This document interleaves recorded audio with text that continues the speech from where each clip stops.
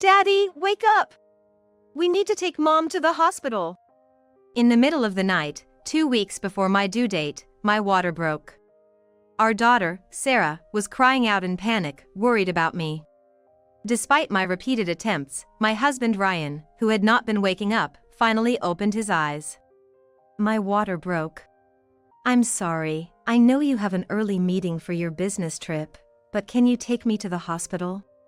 Ryan, who had been looking forward to the birth of our second child, hadn't been much help around the house. But he had been working hard, thinking of our soon-to-be family of 4. I thought he would immediately agree to take me to the hospital, despite his sleepiness. But what he said next was unbelievable. What? I have an early trip, so that's impossible.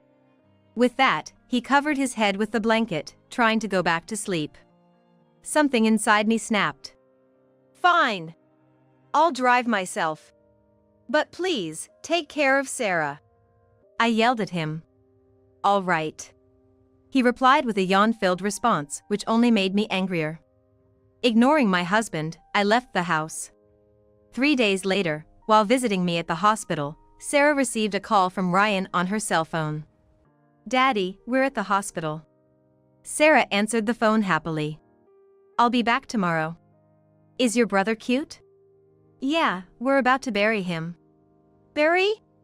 Yeah. What do you mean? Can I talk to Mom? Everyone's busy. I'm busy too, so I'm hanging up. Bye. With that, Sarah hung up on Ryan, who was still trying to talk through the phone. My name is Kelly Manson, 39 years old. Sarah, Mommy is at the hospital today. Don't do anything dangerous, okay? It's okay. I'll eat some snacks, do my homework, and watch TV. Oh, should I vacuum? That would be a great help. Thank you. Kids grow up so fast, and our only daughter, Sarah, turned 9 this year. She's grown into a responsible and incredibly kind child. You got the day off from work? I managed to get someone to cover for me. But I have to go in on Sunday, so please take care of Sarah for me. Okay. I'll keep working hard, too, for the medical bills and saving up for our second child. I'll be off then. My husband, Ryan, left the house full of energy. I feel a bit pressured. We were the same age when we got married at 28. And Sarah was born when we were 30. Living away from our families, I had to take care of Sarah almost all by myself after coming back from a brief stay at my parents' house during her birth. Ryan works in the housing industry and always comes home late. Plus, when Sarah turned 1, I had to return to work as I was employed full-time. Balancing work and first-time parenting was challenging, and I only have fragmented memories of those hectic days. We always wanted 2 kids. We had forgotten those happy and hopeful conversations for a while. But as time passes, children grow, and I grew as a parent. Seeing siblings hold hands and go home from daycare always brings a smile to my face. My friend has a little sister. I want one too. Or maybe a brother would be better. Sarah started to envy her friends who had siblings.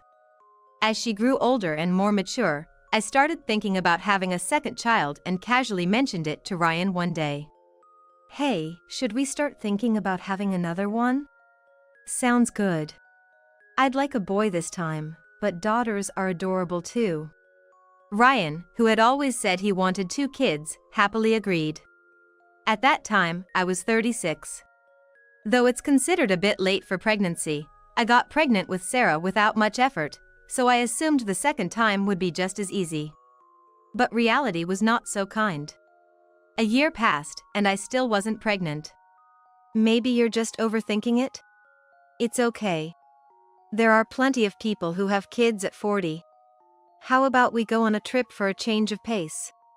Every time we found out I wasn't pregnant, I felt down, but Ryan tried to comfort me in his own way. But considering my age, I can't help feeling anxious. I'm thinking of going to the hospital. One day, I brought it up with my husband. He quickly agreed. Going to the hospital will give us peace of mind. It's okay. Fertility treatments aren't that uncommon nowadays. His seemingly indifferent comment irked me a bit, but I knew this was his way of being supportive. He's like that, sometimes off the mark, but his heart is genuinely kind. I realized I was becoming narrow-minded because of my desperation to conceive. Fertility treatment turned out to be more challenging than I expected. While I needed to take care of my body, my job demanded my leadership, and taking several days off every month for treatment was honestly difficult. Despite the hardships of parenting, quitting my job had never been an option for me, but this time, I was truly torn. Continuing like this would leave everything half-finished. If I don't commit to the treatment now, I'll regret it for the rest of my life. With determination, I discussed it with my husband. You want another child, right? Of course, having another one would make things livelier. Sarah wants a sibling, too. Hearing my husband's words, I made up my mind. I'm thinking of quitting my job to focus on the treatment. What? He was very surprised since I had never mentioned quitting before. I've realized these past few months that it's hard to continue working and undergo treatment.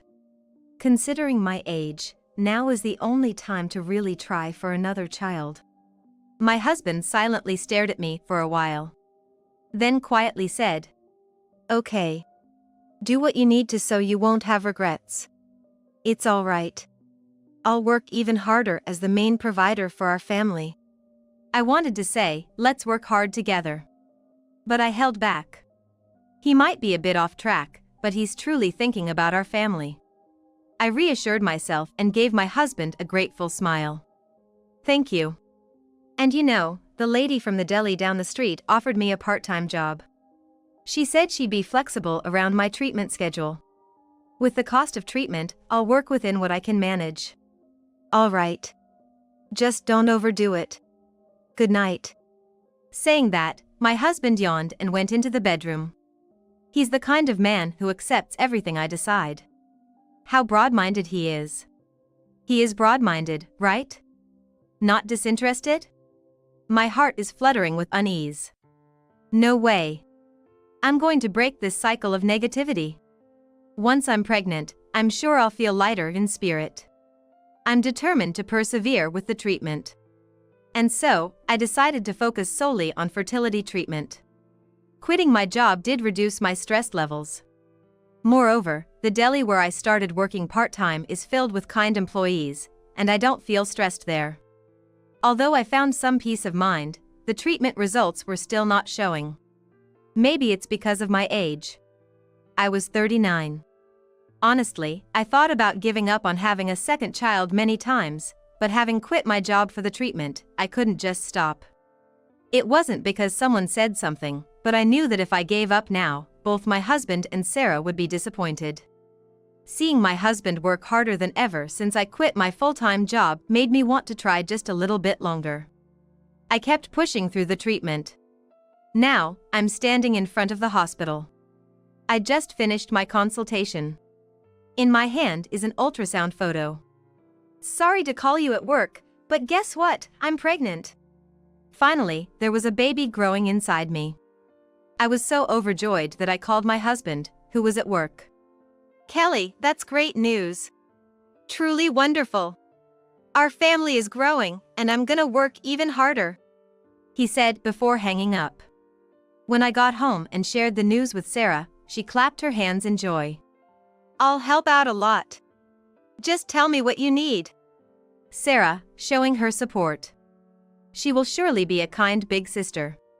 Though it's still a long way off, I'm already imagining our lively and happy life as a family of 4.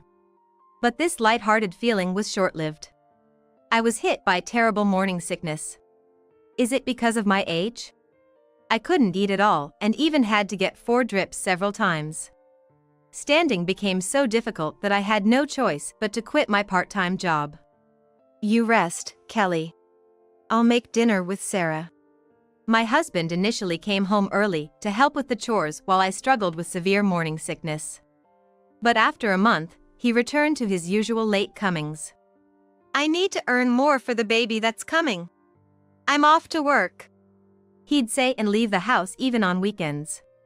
I could only watch his retreating back with a tinge of resentment. I really wished he could do a bit more around the house. However, as someone who had quit her part-time job, I felt I had no right to complain about my husband working hard for our family. I wanted to go back to my parents. But they were nearing 70. And not as able to help as they were 10 years ago when Sarah was born. Reluctantly, I did what little housework I could when I felt up to it. I'm home. How are you feeling, Mom? You can keep resting, I'll take care of things. Sarah would come straight home every day, concerned about me. Thank you, Sarah. You're such a kind girl. I'm so happy. But you know, it's okay to go out and play with your friends. Before my pregnancy, Sarah used to play in the park with her friends after school. Feeling guilty that I couldn't do much around the house, Sarah would just smile brightly and say, I'm really looking forward to the baby. I want to do my best because I'm going to be a big sister. So, Mom, you just relax. How did she grow up to be so kind? My eyes filled with tears at my daughter's sweetness. Thank you. When the baby comes, you can help by playing a lot. Sure. Even without my husband around, having Sarah gave me peace of mind. Thanks to her, my anxieties and the fuzziness towards my husband slowly dissipated, and with the baby growing healthily in my womb, I could lead a calm life. Then, one day, with just 2 weeks left until the due date, I woke up suddenly, feeling as if something had burst. Could it be that my water broke? The clock showed it was 1 a.m. My husband had mentioned he had an early business trip that day, so I hesitated for a moment to wake him up. No, this is not the time for hesitation. Hey, honey, wake up! My water broke! I frantically shook my husband's body, but he was snoring away, showing no signs of waking up. Honey, my water broke! We need to go to the hospital. Hey, listen! I raised my voice in a bit of a panic, but still, he didn't wake up. Just then, the bedroom door opened. Mom, are you okay? There stood Sarah, rubbing her eyes, looking at us. Sorry to wake you, Sarah. The baby seems to be coming, so we need to go to the hospital. How come Sarah in the next room can wake up, but you can't? Annoyed, I threw a pillow at my husband's back. Ouch. What's going on? Though he uttered these words, he was still half asleep and didn't open his eyes as I glared at him, starting to get ready to go to the hospital. Seeing me walking cautiously while holding my belly, Sarah must have gotten anxious. She started crying loudly. It's okay, Sarah. I'm just going to the hospital. Then, Sarah, crying out, started hitting my husband's back vigorously. Dad, wake up! You need to take Mom to the hospital. Thanks to Sarah's crying, my husband finally opened his eyes. My water broke. Sorry, I know you have an early trip, but can you take me to the hospital? My husband had been looking forward to our second child's birth. He hadn't done much around the house, but he had been working hard, thinking about our soon-to-be family of 4. I thought he would immediately agree to take me to the hospital despite his sleepiness. But then he said something unbelievable. Huh? I have a business trip first thing in the morning, so that's impossible. And with that, he covered his head with the blanket, attempting to go back to sleep. How could he say such a thing at a time like this? Something inside me snapped. Fine. I'll drive myself. But please, take care of Sarah for me. I yelled at my husband. Okay. His response, mixed with a yawn, made me even angrier, but I ignored my husband and left the house. Mom, are you okay? Sarah, who helped me carry my things to the car, looked worried. I'm okay. Daddy is going on a business trip, but I've asked Grandma to come over. She'll be here until Daddy gets back, so don't worry. Okay. Kelly, is everything all right? At that moment, the couple from next door came out. Oh, I'm sorry for the commotion so late at night. My water broke. I'm heading to the hospital now. Watching me, heavily pregnant, attempting to get into the driver's seat, they were astonished. You're driving yourself? My husband has an early trip. I couldn't bring myself to say he was just sleeping, so I muddled through my explanation. No way! They exchanged glances and nodded. I'll drive you there. Oh, but it's so late. No, it worries me more to let you go alone. Before I knew it, the wife had gone back inside and returned with the car keys to hand them to her husband. He efficiently transferred my bags from my car to his and prepared to drive me. What about Sarah? If your husband is away on a trip, we can look after her for a while. Grateful for their concern for Sarah, I felt tears welling up. My mother will be coming over, so she should be fine. But if something happens, I'd appreciate your help. The wife nodded kindly and crouched down to Sarah's level. Sarah, if anything happens, just ring our doorbell. It doesn't matter if it's early in the morning or late at night. Thank you. Thanks to their kindness, I was able to regain my composure. With the wife and Sarah seeing me off, I got into the car driven by her husband and headed to the hospital. After being admitted to the hospital, I gave birth to a healthy baby boy 12 hours later. 3 days afterward, my mother brought Sarah to visit me at the hospital. The baby is so tiny and cute, Sarah said as she gently poked her sleeping brother's cheek with her finger. She squinted every time the baby moved, repeatedly saying how cute he was, and took numerous photos of him with the camera she brought from home. Just then, Sarah's phone rang. Oh, it's from Dad. I had only informed my husband about the birth, but I hadn't been in touch with him otherwise. Still unable to forgive his behavior on the day my water broke, I hadn't sent him any photos of the baby. Perhaps sensing my anger, he had been contacting Sarah daily. I asked Sarah to put the phone on speaker mode. Dad, we're at the hospital. Sarah cheerfully answered, and my husband's voice filled the hospital room. I'll be back tomorrow. Is the baby cute?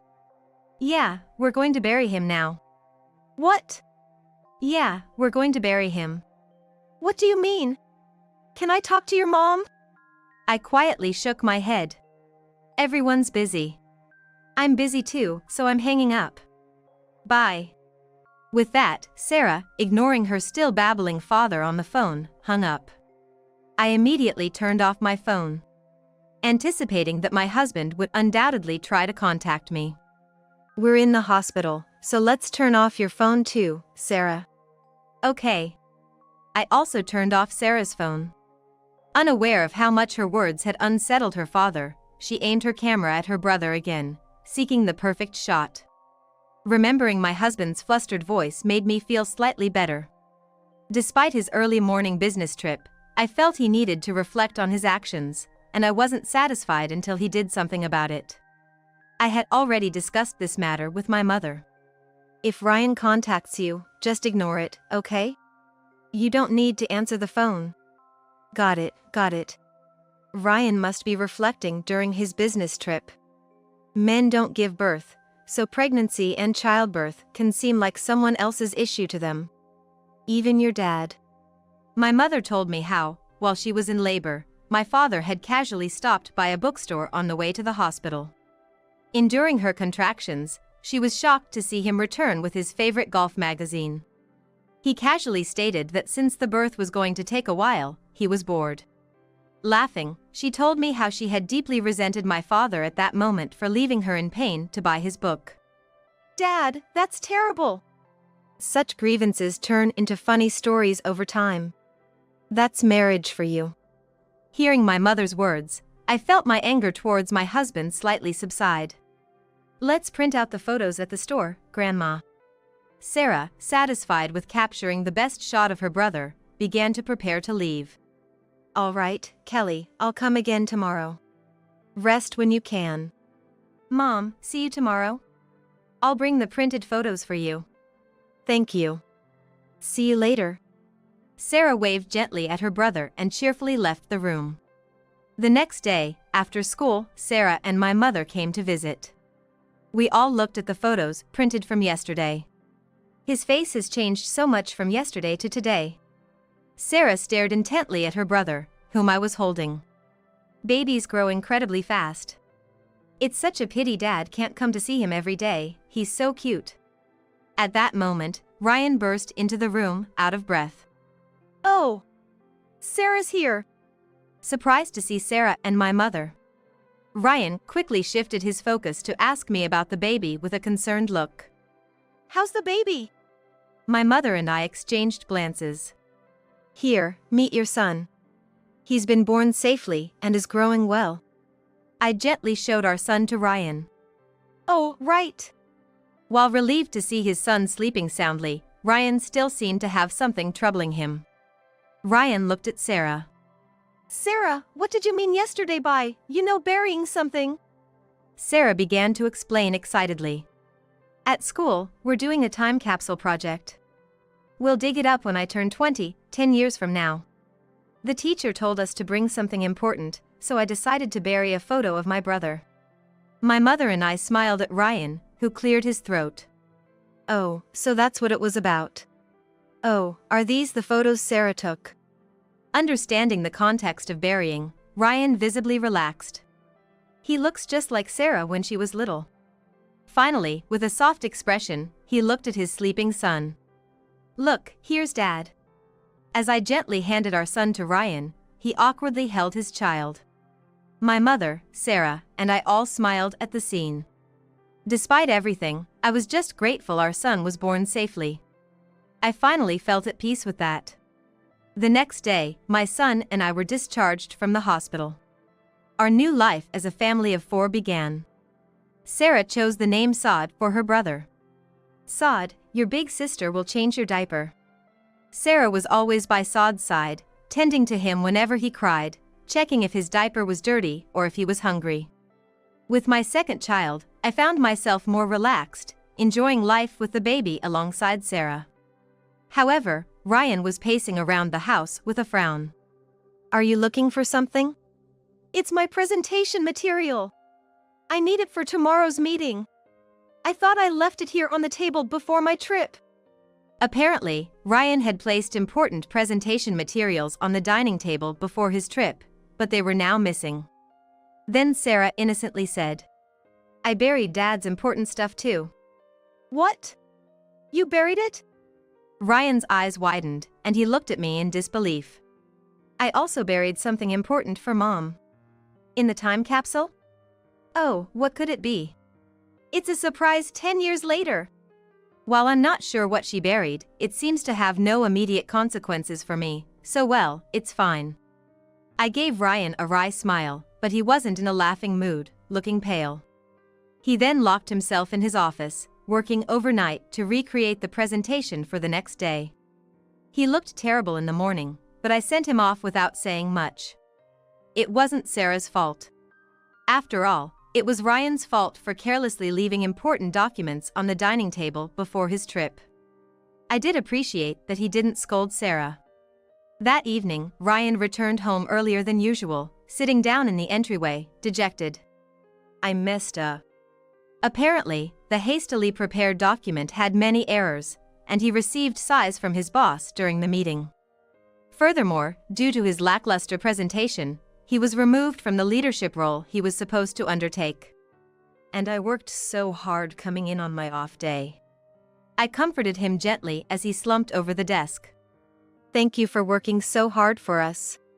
What's done is done, and you can only learn from it for next time." Despite my mixed feelings about his priorities during my pregnancy and delivery, I understood he was doing his best as the breadwinner for our family. "It's okay, you'll make it through." I prepared a warm meal. As my resentment towards Ryan completely vanished, replaced by a desire to support him in his lowest moment. Then Sarah tiptoed out of the bedroom. "Saad's asleep."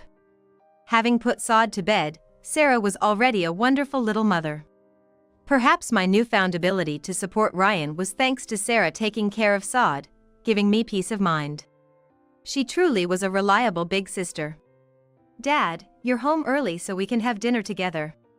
Come home early tomorrow too, so we can eat together again." Seeing Sarah's beaming smile, Ryan seemed on the verge of tears. "Yeah, I'll come home early." Sarah seemed very happy to hear Ryan's words. Ryan began to make sure he was home by the time Sarah went to bed, even if he couldn't make it for dinner. Today, Saad.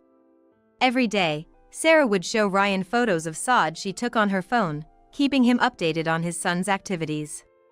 It seemed Ryan wanted to engage more with the children, and he started taking the initiative in caring for them on weekends.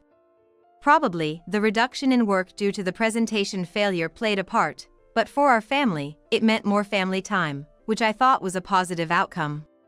My salary has decreased because I'm not working overtime much, Ryan said, looking a bit guilty as he handed me his pay slip. I shared my thoughts with him. I believe the time spent with family is truly fleeting. So, right now, it's better to cherish family time rather than sacrificing it for work. Don't worry. We're managing our finances well. He smiled shyly as I beamed at him. Thank you. I've finally realized how precious the time spent with Sarah and Saad is. Even when I'm down from a mistake at work, being with the kids motivates me to keep going. Kids are amazing. Exactly, Sarah and Saad are truly precious. There's nothing more joyful than witnessing your own children's growth up close. Pursuing only monetary gain can gradually make the heart fragile. Ryan, having found something truly important, grew significantly as a person and a father. Can you come home early today? Sorry, I'll be late today. But I'll finish up my work to spend the whole day tomorrow with you, so think about where you want to go. After that, Ryan started to work while valuing family time, which eventually positively affected his customer service. A home is a space filled with a family's dreams. He began to give better advice to customers, reflecting his thoughtful consideration of his family. Although his performance dipped temporarily due to the presentation mishap, it's recovering now, thanks to his newfound approach. The couple next door also played a role in his turnaround. 2 years ago, Ryan was involved in renovating their house. They were deeply appreciative of Ryan's genuine advice and assistance beyond just the meetings. Thanks to their recommending Ryan as an excellent salesperson, job requests specifically asking for Ryan gradually increased. Already kind-hearted, Ryan realized that valuing his family enabled him to excel further in his career. 10 years later, Sarah dug up the time capsule with her schoolmates. Look, she said, opening a candy tin in front of the whole family. This is Saad, 3 days old. He was so precious back then, just like now. Seeing the photo Sarah picked up brought back memories of those times. He's still very cute now. Saad, now 10 years old, was blushing. He was the same age Sarah was back then. Thanks to his reliable big sister, he might still be a bit spoiled but has grown up kind and honest. Oh, my wedding ring. So there it was. I picked up my wedding ring and felt relieved. I had taken it off during my pregnancy because it got too tight and had been looking for it everywhere after giving birth but couldn't find it. I didn't tell Ryan because I thought he would find it bothersome, but who would have thought it was here? This was your important item, wasn't it, Mom? You really do understand, I said with a wry smile, impressed by how observantly she watches her parents. And then, the last item to come out was Ryan's presentation material. He picked it up and flipped through it nostalgically. I was desperate when this got lost. But thanks to Sarah putting it in the time capsule, I realized what's truly important. Thank you, Sarah. So much had happened. Perhaps Sarah, still only 10 at the time, didn't fully grasp what her father was saying. But the time capsule had indeed turned our family bond into something irreplaceable. Thank you, Sarah. Sarah, now a grown woman, still had an innocent smile when I hugged her tightly. Dad, do you make houses? Saad asked while looking at Ryan's presentation materials. I talk a lot with customers about what kind of house they want to live in and help them make their dream home a reality. See, like this, I draw the floor plans. Saad listened, his eyes sparkling. Dad is amazing. I want to be like you. Ryan, flattered to be admired by his son, smiled bashfully but happily. Afterward, Saad took an interest in his father's work, practicing drawing floor plans while looking at Ryan's documents. It seemed he had his own ideal layout in mind. Watching the two of them side by side at the desk on weekends, I felt utterly content.